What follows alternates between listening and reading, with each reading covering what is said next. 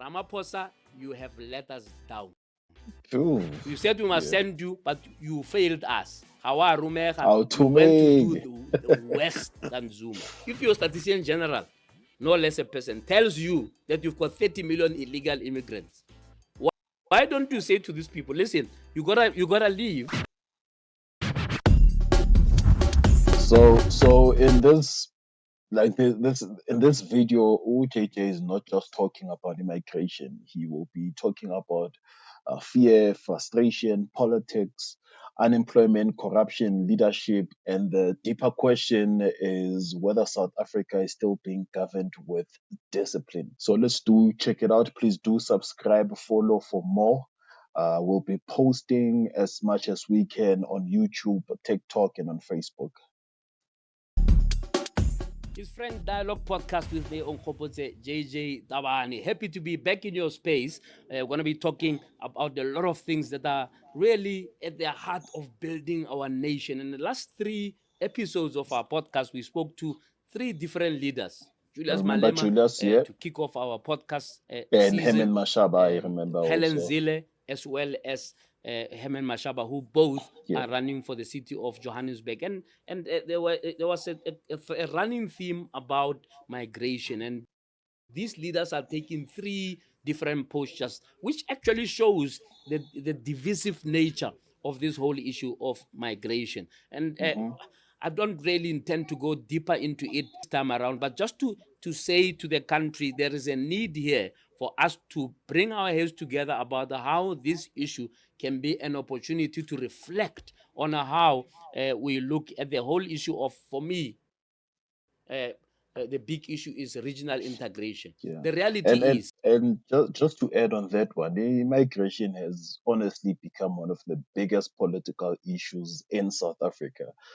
You can just hear in the way that different leaders talk about it, and you can hear in the way that ordinary people react to it. You have some leaders who are all about border control issues, and some is about human rights issues, and some see an economic issue. But either way, immigration is now one of those topics that can split a room in seconds. But let's hear what JJ says about it. and this is why I agree with somebody like President Mbeki, there will always be migration down south, right? In other words, people in the continent see South Africa as the most sophisticated economies where there are more opportunities, so they will definitely come through. I don't think that's It's big. a fact because of people move where opportunity exists, and it is so unfortunate or fortunate that there's bigger opportunities here in South Africa, and it happens across the world. So people will keep trying to come here, whether we like it or we don't. Now, the real question is not whether migration will stop, because honestly, it will not. The real question is whether the state has the systems, the political will, and the border control capacity to manage it properly. News for us. We've always known this. And the question is, do we have a government that has a political will to manage that migration better? Clearly, with the numbers that the statistician general is giving us, 30 million, possible 30 million undocumented migrants. Crazy Because numbers. if they're undocumented, one wonders how they then know that there are 30 million. And I was about to say also, when you consider a March on the 30th of June, if the government knows Guti, there's about 30 million undocumented immigrants, then with immigrants that are living in South Africa that are not documented, we should not expect anything less than 30 million. If the stats are there, it means Guti, those people were counted. It means Guti, the government knows where to find those people. So we should not expect anything less than 30 million. Nabasa, if there is talking about 50,000, 60,000 people that have left South Africa based on the 30th June, which was March&March, then we're still playing. The government knows where are these 30 people located. So we should expect nothing less than 30 million people to leave South Africa. Possibly a conservative number. That shows you the extent of the mismanagement of the migration issue. It's been 2 years since the DA took over that ministry. And of course, as you heard Helen Zille on our second episode, excusing the minister of Home Affairs. I haven't seen him being front and center of this conversation, even the crisis that is upon us that may be happening, with the threats of a shutdown or marches or whatever you want to call it on the 30th. I think the DA minister there has handled the matter quite poorly from a leadership point of view, to a point where the DA leader thought he should address the nation last night, and tell us that he's going to be praying and so. What we need is more than prayer. We need the courage of a government that can realize that, first of all, implement the this systems thing is a also. crisis. Secondly, that you can't simply do what we used to call skip and donner. Yeah. Skip and donner. So that you spend 600 million to skip and donner, and you think you're going to solve the issue. The reality is different. You cannot put a lid on a boiling pot forever. And the boiling pot here is, rightly or wrongly, South Africans feel that this matter has been mismanaged, and therefore they are looking for someone to blame, to say these foreigners who are here illegally are taking our jobs and so on. The reality, unfortunately, and it's not a popular thing, is that the unemployment rate, the hunger of 40 million people who live under bridges, is not because of foreigners. It's because of a mismanaged economy by a government that has lost all credibility in terms of its job, which is to take care of its citizens. But let's see what happens after the 30th. Will it be a wake-up call for government to attend to these 30 million people? Because when I listen to the president, we are reacting to this 15 days later, because of the 30th of June was 15 days ago, and it's safe to say that nothing has happened. I know Gutu JJ dropped this like 2 days ago. He's still expecting a lot to happen from the government, but with the poor governance that we've been experiencing for the longest time, I don't think Gutu there'll be a miracle that will happen now. Address to the nation on this matter. I don't hear decisive action that says this is a There's crisis. not even this is what we are going to do. I would have thought, for example, why don't you say to people, if your statistician general, no less a person, tells you that you've got 30 million illegal immigrants, why don't you say to these people, listen, you gotta leave. We're gonna give you, you can shoot me about it, but you can give people an amnesty. Say to people, we're giving you up till the end of the year to come forward. Even the week is like enough. we've seen how the Malawians have come forward. Give all the other people the same opportunity. Come forward so that we can have a proper immigration exit for you. Right? Or, as the Ghanaians were arguing, some of them were here for jobs, etc. They came in, their visas expired, and because of the inefficiencies at the Home Affairs, they are sitting around not knowing what to do. It's not something you can ignore, but it will show that there's some decisive action that says, how are you going to bring this 30 million, illegal foreigners number to something that is reasonable, that is reasonable in terms of world standards? Immigration, you'll never get rid of it completely. But if you are talking 30 million, you're talking about utter mismanagement, which is not a surprise. Because of it's true, man. In a country like South Africa, you will never ever completely eliminate migration. So one option is to create a proper process where people can come forward, regulate their statuses, and bring themselves into the system. I know that does not solve everything, but it is better than pretending that the problem does not exist. These people need to be given a date to come forth. The key issue is making the process lawful, fair, and enforceable. If we don't do that, then we in for it. We definitely in for it. It's not unique to immigration. So many things are being mismanaged. You only have to look at the roads. You only need to look at the health system. You only need to look at many other areas of our economy. Itself. And so to expect that immigration was going to be suddenly the best managed part of an entirely mismanaged ecosystem of our politics would, for me, have been naive. But let me talk about the impeachment. Very, very interesting times that we have now. We've had a president who for 6 years did not bother to to review read a the report report. that said he Yeah. has got a case to answer. And I'll tell you why he didn't do that. It's because in this country, there is a tendency to get away with murder. And politicians have refined that art. They've refined it in such a way that it's actually laughing in the faces of the public who expect or who think they can hold them to account. Take the issue of the state capture report, for example. Over 100 names are in that report, particularly from the ANC higher echelons. The likes of Gwene Mantashe, the likes of...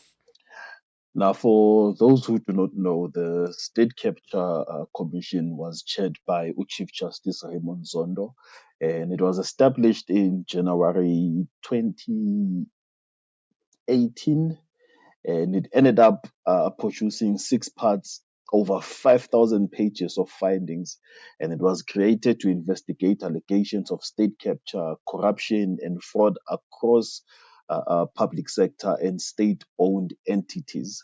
Now, in Parliament implementation documents, the Commission is said to have made 202 recommendations for criminal investigation and possible prosecution for individuals. And it also named those individuals, and it was huge findings. But it means that it was not just talking exercise. It produced a long list to follow up with actions. But unfortunately, the people who are leading us, the people who are governing South Africa, were the most people that the Zondo Commission named to be investigated and to be arrested. And hence, till to date, there were no actions taken, simply because it was going for those who are in power. But if it was going for just average people, I believe a lot would have happened, heads would have rolled. But it was aiming for those who are in power, and they managed to just block it and continue with their lives. So that's the painful thing about the state capture. Very, very, very, very painful. names are in that report, particularly from the ANC higher echelons. Yep. The likes of Gwene Mantashe, the likes of Nomvula Mokonyane, Mm-hmm. the likes of Thabang Makwetla. I can Mm-hmm. mention a whole Jacob list of Zuma names. also. The likes of Zizi Kodwa, Mm-hmm. right? Top ANC officials, some of whom have been returned to cabinet. And not to forget that over 1 billion rands was spent in the Zondo Commission. Over 1 billion rands. It was a sad moment when Zondo, after releasing a thick report and giving it to the president to say these people have a case to answer, he had to be called to swear them back into office. In Parliament, yeah. It was like laughing at him and saying, to hell with your report. Mm-hmm. The politicians have gotten away with murder. And They always Ramaphosa do. did not think he would be an exception. So a report is brought out to say, hey, chief, you need to answer. Why do you have dollars in your couch? Whatever. And he then says, no, ANC must vote in close ranks. He close ranks and say, no, we can't have this report. There's no case to answer. Okay? And then he goes to the Constitutional Court trying to review the report. They told him, no, go to the lower court. And then he says, I'm going to do nothing about it. I've gotten away with it. Why did he say that? Because not only the leadership of the ANC ignored the matter, but 6,000 delegates of the ANC gathered for days and they didn't mention the matter at all. Yesterday, Someone on social media was saying, no, I was part of the delegates. I tried to raise the matter and I was suppressed. No surprises there. What would you expect? Yeah. So What would you it's expect? become a culture of getting away with murder. It's not only in the leadership of the ANC. To be a mistake Mm-hmm. to put it like that. To be a big mistake. It's actually a culture within the ANC from the top to right at the bottom. Because how do you explain that delegates can gather for 6 days And not speak and about not the raise a matter that's been in parliament. the public arena for months? Yeah. We've been talking here, talking ourselves to death for 6 months, and then the parliament voted early in December, literally a week before the ANC conference, and the ANC didn't bother. The so-called integrity committee did not bother. And now 6 years later, the Ramaphosa is running to court to say, no. This report, I must review it. I'm exercising my right and so on. Zuma all over again. Who's been running from court to court, forum shopping for 20 years. Ramaphosa says, let me learn from the best. And Uzuma, he was only expected to respond to just a couple of points. But I think because of he is so much linked to all these points, that's why he's busy running around and avoiding to just sit down with the court and be questioned, and he gave response. Cause I know Guti, one of the issues was his relationship with the Gupta family, the cabinet appointments, capture of state-owned enterprises, the warnings that he ignored, allegations that were made by former ministers. Because of, if we remember, the former deputy finance minister Mncebisi Jonas testified that he was allegedly offered the finance minister position by the Gupta family before an official statement. Nuzuma was expected to respond to these and other allegations under oath, and his own conduct as president, whether he upheld his constitutional duty to protect state institutions. He has to, or he is supposed to respond to that. And till to date, we just, yeah, we're over 1 billion rand gone at the Zondo Commission. Gone at the Zondo Ramaphosa, you Commission. have let us down. Mm. Truly, you have. In 2018, we all had a collective sigh of relief when you People were took over hopeful, from man. Zuma to say, oh my God, what a waste of our lives for 9 years. Oh, at least suddenly we have somebody who can save us. Kanti And next. you rose to the occasion and told us folk tales, fairy tales of a new dawn. Mm. Fairy tales.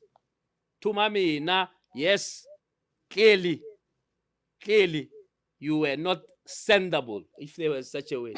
Our Rumea. How to make. You said we must send you, but you failed us. Hawa Yeah. Rumea, you went to do the Western Zuma. Mm. You went to do Western Zuma, and now the same constitutional court that told Zuma to stop his nonsense has told you, has Stop your told nonsense and Parliament that account. failed again in its duty to hold you accountable. And now you are in court again, playing for time. Mm. I can tell you now, South Africa is fed up with leaders like you, and you are unlikely to get away with that matter. Mm.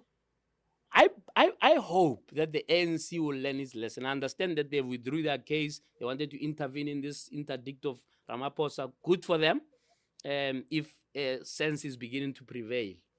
Very disappointed in a Tokodi Diza. Everybody thought, wow, what a good choice for a speaker and what have you. Kanti tololo. And when she's got an opportunity to have a courage of her convictions, her first act is to say, oh, no, I'll abide. The Constitutional Court said, no, you make sure that this committee exists, it does its work, it carries out an impeachment inquiry, and then you say, no.